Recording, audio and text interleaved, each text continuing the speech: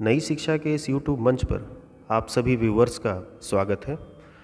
आज के इस वीडियो में हम सीटेट जुलाई 2019 के पेपर 2 के हिंदी भाषा द्वितीय के पेडागॉजिकल इश्यूज़ यानी शिक्षा शास्त्रीय मुद्दों से संबंधित प्रश्नों से अपनी चर्चा को आगे बढ़ाएंगे। तो आइए स्टार्ट करते हैं। निम्नलिखित प्रश्नों का उत्तर सर्वाधिक उपयुक्त अर्थात सही विकल्प का चुनाव करके दीजिए। आपका पहला प्रश्न है यानी प्रश्न संख्या 136। उच्च प्राथमिक स्तर पर पाठ्य पुस्तक में दिए गए विभिन्न साहित्यिक विधाओं के पाठ बच्चों को क्या करते हैं?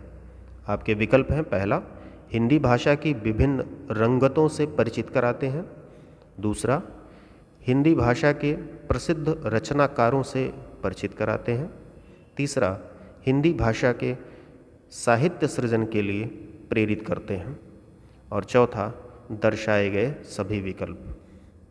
तो ठीक बात है, जो आपका चौथा विकल्प है वह सही होगा कि यानी उपयुक्त जो तीनों विकल्प दर्शाए गए हैं वो तीनों ही सही हैं।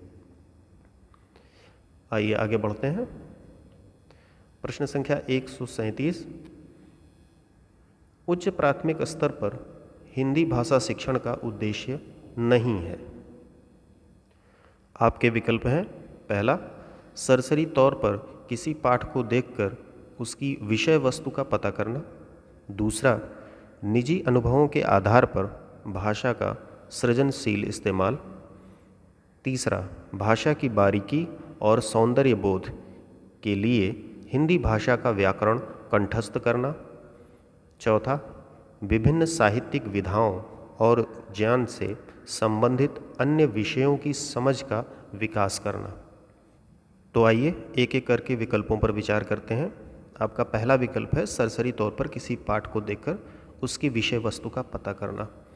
देखिए, ये रीडिंग से रिलेटेड ऑप्शन है और उसमें एक एक्सटेंसिव रीडिंग आती है, यानी ऐसी रीडिंग या पठन जिसमें विषय वस्तु अथवा पाठ्यवस्तु को हम कहें कि आप सरसरी तौर पर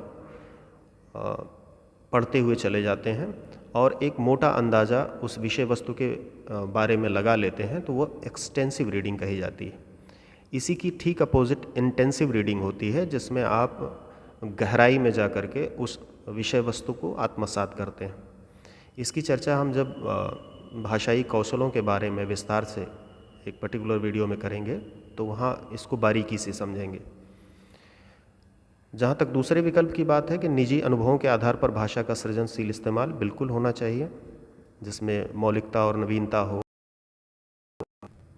तीसरा विकल्प भाषा की बारीकी और सौंदर्य बोध के लिए हिंदी भाषा का व्याकरण कंठस्थ करना, यही विकल्प समीचीन नहीं है, अर्थात यही नहीं होगा। बाकी चौथा विकल्प विभिन्न साहित्यिक विधाओं और ज्ञान से संबंधित अन्य विषयों की समझ का विकास करना, बिल्कुल ये हिंदी भाषा शिक्षण का उद्देश्य उच्च प्राथमिक स्तर पर होता है। तो इस तरह से इस प्रश्न का जो उचित उत्तर है वह आपका तीसरा विकल्प है। आइए आगे बढ़ते हैं। प्रश्न संख्या 138।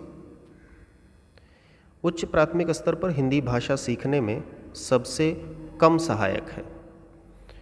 आपके विकल्प हैं, पहला समृद्ध भाषा परिवेश की उपलब्धता, दूसरा पाठ्य पुस्तकों का प्रयोग, तीसरा संचार माध्यमों का प्रयोग, और चौथा अन्य विषयों की कक्षाओं में भाषा पर ध्यान देना।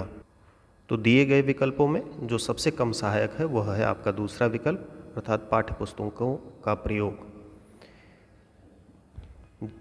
बाकी के तीन विकल्प पाठ्य पुस्तकों के प्रयोग की अपेक्षा अधिक सहायक हैं।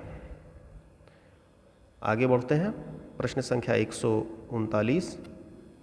उच्च प्राथमिक स्तर पर बच्चों के लिए साहित्य का चयन करते समय आप किस बात का सर्वाधिक ध्यान रखेंगे? साहित्य का चयन करना है आपको और उच्च प्राथमिक स्तर पर करना है। अब आइए विकल्प देखते हैं। पहला रचनाकार की प्रसिद्धि, दूसरा रचनाओं की लंबाई, तीसरा बच्चों का स्तर और रुचि, और चौथा सरल भाषा। तो बिल्कुल ठीक है, इसका जो सही उत्तर है वह है विकल्प संख्या 3। यानी बच्चों का स्तर और रुचि, इस बात का आप सर्वाधिक ध्यान रखेंगे बच्चों के लिए साहित्य का चयन करने में उच्च प्राथमिक स्तर पर। रचनाकार की प्रसिद्धि, रचना की लंबाई और सरल भाषा से उसका कोई ख़ास लेना देना नहीं रहेगा दिए गए विकल्पों के अनुसार अगर आप देखें तो। रुचि और स्तर जो है वो सर्वाधिक महत्वपूर्ण है प्रश्न की दृष्टि से। आगे बढ़ते हैं। प्रश्न संख्या 140। उच्च प्राथमिक स्तर पर बच्चों के भाषा आकलन में सर्वाधिक प्रभावी प्रश्न है। आपके विकल्प हैं, पहला, रूप बदलकर बादल किसान के कौन से सपने को साकार करेगा। दूसरा, बादलों के घिर आने पर कवि किसान को उठने के लिए क्यों कहता है। तीसरा, जब हरा खेत लहराएगा तो क्या होगा। चौथा, तुम भी अपने ढंग से तनिक शब्द का इस्तेमाल करते हुए 5 वाक्य बनाओ। तो यहाँ पर दिए गए विकल्पों में भाषा आकलन के लिए जो सर्वाधिक प्रभावी प्रश्न है वह हो जाएगा आपका चौथा विकल्प, अर्थात तनिक शब्द से का इस्तेमाल करते हुए 5 वाक्य का निर्माण करना। देखिए, इस तरह के प्रश्नों में आप एक चीज़ हमेशा ध्यान में रखिएगा कि कंस्ट्रक्टिविज्म यानी रचनावाद या जिसे संरचनावाद आप कहते हैं, उसकी तरफ हमें जाना है, क्योंकि हमें एज ए टीचर बच्चों को अवसर उपलब्ध कराने हैं, उन्हें प्रेरित करना है। बाकी अधिकाधिक जो ज्ञान की संरचना कह लें या रचना कह लें या उसका निर्माण कह लें, वह बच्चों को ही करना है। ठीक, तो बच्चे निर्माण अपने ज्ञान का कर सकते हैं, उसकी संरचना का उसकी रचना कर सकते हैं। ये परिप्रेक्ष्य हमें ध्यान में रखना है। बाकी एज ए टीचर आपकी भूमिका जो है वो एक फैसिलिटेटर यानी सुविधा प्रदाता के रूप में है। रचना करने का कार्य जो है वो अधिकाधिक बच्चे के ही पक्ष में है। तो इस तरह से आपका जो चौथा विकल्प है वह भाषा आकलन के लिए बच्चों में चिंतन एवं कल्पना जैसी शक्तियों को उजागर करेगा और इस तरह से वो तनिक शब्द का इस्तेमाल करते हुए वाक्य निर्माण की तरफ बढ़ेंगे। चौथा विकल्प आपका सही है। आगे बढ़ते हैं। प्रश्न संख्या 141। अपनी मातृभाषा में किसान पर लिखी गई कविता को अपने मित्रों व शिक्षक को सुनाओ। हिंदी भाषा की पाठ्यपुस्तक में यह प्रश्न क्या करता है। आपके विकल्प हैं, पहला, कक्षा में मनोरंजन का साधन है। दूसरा, कक्षा में बच्चों को गीत गाने का अवसर देता है। तीसरा, कक्षा के बहुभाषिक संदर्भ को पोषित करता है। और चौथा, कक्षा में समय के सदुपयोग का उत्कृष्ट उदाहरण है। अब चूंकि प्रश्न में मातृभाषा का संदर्भ दिया गया है तो उसके अनुसार आपका जो तीसरा विकल्प होगा कि कक्षा के बहुभाषिक संदर्भ को पोषित करता है, यह उत्तर सही हो जाएगा। बाकी बचे विकल्प जो हैं, जैसे मनोरंजन का साधन है, कक्षा में बच्चों को गीत गाने का अवसर देता है, तो और चौथा विकल्प जो है आपका कि समय के सदुपयोग का उत्कृष्ट उदाहरण है, तो ऐसा नहीं है। इनकी अपेक्षाकृत हमारा तीसरा विकल्प जो है वो ज़्यादा सही तरीके से दिए गए प्रश्न से अपना संबंध जो है वो स्थापित कर पा रहा है। आगे बढ़ते हैं। प्रश्न संख्या 142। उच्च प्राथमिक स्तर पर बच्चों के भाषा प्रयोग का आकलन करने में सबसे कम प्रभावी है। आपके विकल्प हैं, पहला पोर्टफोलियो, दूसरा अवलोकन, तीसरा बातचीत और चौथा जांच सूची। तो भाषा प्रयोग के आकलन में पोर्टफोलियो, बातचीत और अवलोकन ये तीनों प्रभावी हैं अपेक्षाकृत जांच सूची के। तो जांच सूची जो आपका विकल्प है वह सही हो जाएगा, इसमें यही सबसे कम प्रभावी है।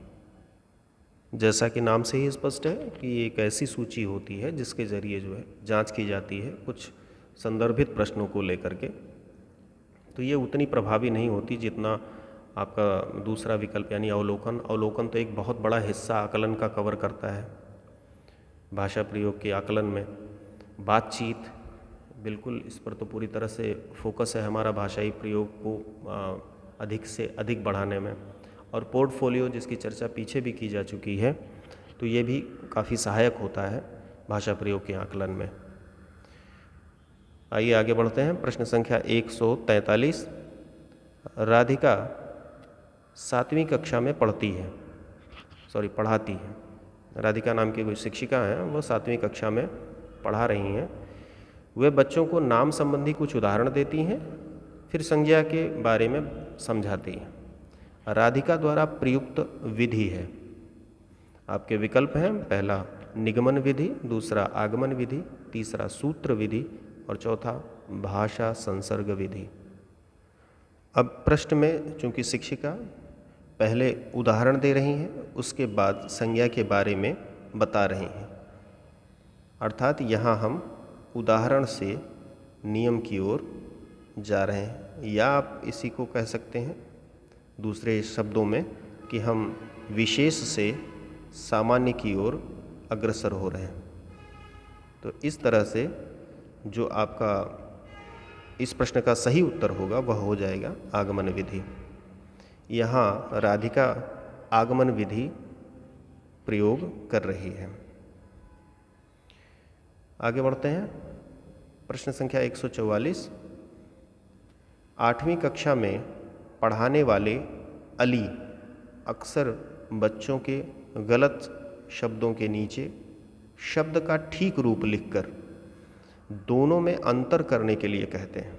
अली नाम के कुछ अध्यापक हैं, टीचर हैं, जो कि यदि बच्चा कोई गलत शब्द लिख देता है तो उसके ठीक नीचे जो है उसका ठीक रूप जो रहता है, शुद्ध रूप रहता है, उसको लिख देते हैं और दोनों में अंतर करने के लिए बच्चे को कहते हैं।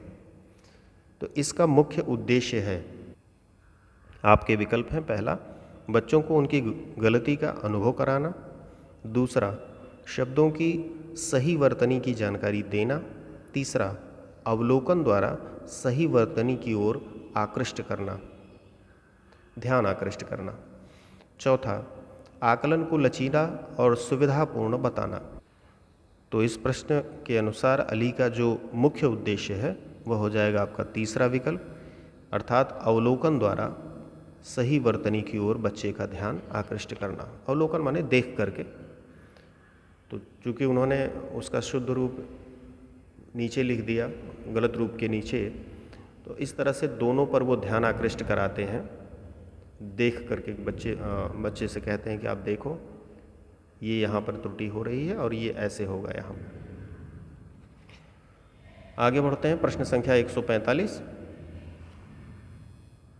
उच्च प्राथमिक स्तर पर बच्चों की लिखित अभिव्यक्ति का विकास करने में सबसे कम सहायक, ठीक है, लिखित अभिव्यक्ति आपको बताना है और सबसे कम सहायक जो है चारों विकल्पों में वह आपको बताना है। आपके विकल्प हैं, पहला कविता की अधूरी पंक्तियों को देखकर पूरा करो, दूसरा अपने बचपन की कोई ऐसी घटना लिखो जब शरारत करने पर डांट पड़ी हो, तीसरा अगर तुम्हारे घर के किसी कोने में चिड़िया अपना घोंसला बना ले तो तुम क्या करोगे, चौथा नादान दोस्त कहानी का अंत परिवर्तित करते हुए कहानी को अपने शब्दों में लिखो।